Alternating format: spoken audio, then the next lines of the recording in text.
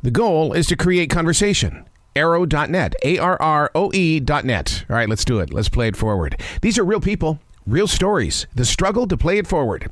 Episode number 418 is with Aaron Blabey, creator of Bad Guys. Hello, I'm very well, thank you. Dude, I got to tell you, I've already seen the movie. I was at a premiere this past Saturday. Oh my God. You liked it? I did like it. You know, there's such a unique flavor to this book in the way that you're going to learn something, you're going to build something, you're going to look at your own personal life. I mean, this is a journey. Oh, I'm so glad you thought that. That's really, really cool. I couldn't be prouder of it. I think the movie's pretty awesome. Where did the idea come from to put focus on all of the bad guys? You know, because nobody. I mean, first of all, I like a vulture because it keeps the planet, clean. But to sit there and look at a shark and a wolf and a snake. I mean, come on. You know what? The idea initially came from the fact that I have two kids. One of them is he's 14 now, but when he was 6 years old, he went through a period where he was bringing home books from school that he found so boring they would make him cry. And I wanted to do something that would remedy that. I wanted to write something that he would find as fun as a video game. So at the time he was into scary animals, and of course Australia is a place full of scary animals, so it wasn't a stretch to get to there. And I thought, well, what if at the same time I wanted to write a story about, I was thinking about prejudice at the time and about characters being judged because of the way they looked. And the two things clicked together, and it created this vehicle for me to tell these stories. And I genuinely feel The Bad Guys is something that I'd been looking for my whole life creatively. And that moment just opened this gigantic door for me creatively, which is somewhere that I live daily now. And it's I couldn't be more grateful that I get to visit these characters every day. Are you going to continue it in the way that we want this story? Because we fell in love with every one of these characters. Because they can go on to become superheroes of solving crimes and stuff like that. Because I want more of this story.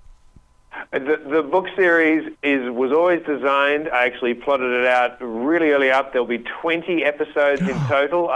Yeah, that's right. Where are we now?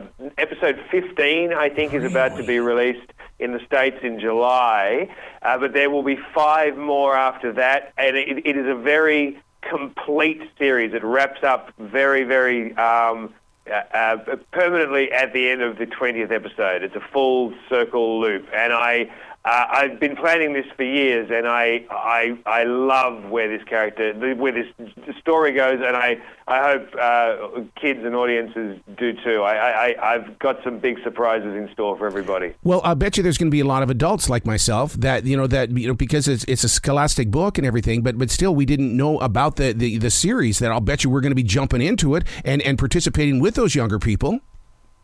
Look, the game for me is always to find that really sweet spot between adults and kids, yep, and wanting to land there so that a book and now the movie works on both levels, so that an entire family can have a great time with it, especially with books too. Story time is something that is often shared by the family, by a parent and a child, and wanting that experience to be something that is, like laugh out loud enjoyable. And I think that what's amazing about what Dreamworks have done with the movie is that they've captured that, and it's hard. It's easier said than done. It's a really hard spot to hit, that place in the center that appeals to everybody, and I really think they've achieved it.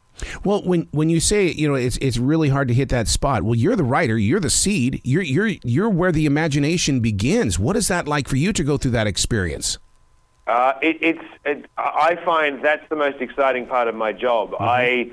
It's the bit that gets me out of bed in the morning, actually, is to land there and create something that, like I time travel my kids. Like I said, my kids are older now, so I have to time travel each morning in my head to go, okay, I'm writing this for 6 to 12-year-olds and think about my kids at that age. But at the same time, I'm trying to delight myself. And what I did with The Bad Guys is I took things that you wouldn't ordinarily think were for kids, like I took sort of the images, like the iconography from like a Tarantino movie, for instance, and I thought, well, how could you hotwire that and make that for kids? And it seems kind of impossible, but to do that has actually created something that means I'm working in a space that not many people are working in, and that's like having a golden ticket. It's an amazing place to be because I get to channel all of this stuff that I love and find interesting, and then find a way to make it entertaining again for families, and that's like the coolest job in the world. I got to tell you, as a 60-year-old man, I mean, when I saw the guinea pigs and as they were hypnotized or whatever was going on because of the meteorite, I mean, it was like I was in fear. I really felt fear, and I kept telling myself, this is an animated motion picture, dude. But yeah, you really brought it out in your storyline. Oh, that's very cool. And look, the story team and our screenwriter, Ethan Cohen, have added so much wonderful stuff to that. I mean, what's been delightful for me is seeing them develop this screenplay, and I've been on board as a producer, executive producer, but I've been so delighted to see how much of the books is in the movie. Like, if kids do love the books, then they will go along and totally recognize the world and totally recognize the characters that they like spending time with. And that is, and I'm very aware because I love movies and I follow, I'm a student of cinema history, I guess, and I'm acutely aware of all the authors who've had their hearts broken by having a studio make a not great adaptation of their books. So I feel like so lucky, and I wouldn't be talking to you today if I didn't love this movie. I just would have been mysteriously unavailable because I couldn't do this if I didn't love it, because the bad guys mean too much to me. So it is such a joy that they got it so right. I just think this film is a blast. Oh, and I expect more films like this from you, sir. Is there any in the making, or is that something you can't talk about? Yeah, no, there is a very big animated musical version of my book, Thelma the Unicorn, in full production at Netflix at the moment. And I have another movie that I can't announce yet because the studio hasn't announced, but it's in development at another studio. And I have another series of mine called Pig the Pug that is really popular. Well, Pig is going to be a TV show. I can't give you any more details than that at the moment. But yeah, look, there's a lot happening, and it's all film and TV. Well, if people haven't read the book, and obviously they haven't seen the movie yet, but one of the scenes is I'm living it right now by having a conversation with you. My tail is wagging, and you know exactly what I mean by that. Thank you, man. It's really nice. I'm so glad you enjoyed it. Absolutely. Please come back to this show anytime in the future. The door is always going to be open for you. Thank you so much. You be brilliant today, and keep writing. Keep writing. Cheers, man. I will.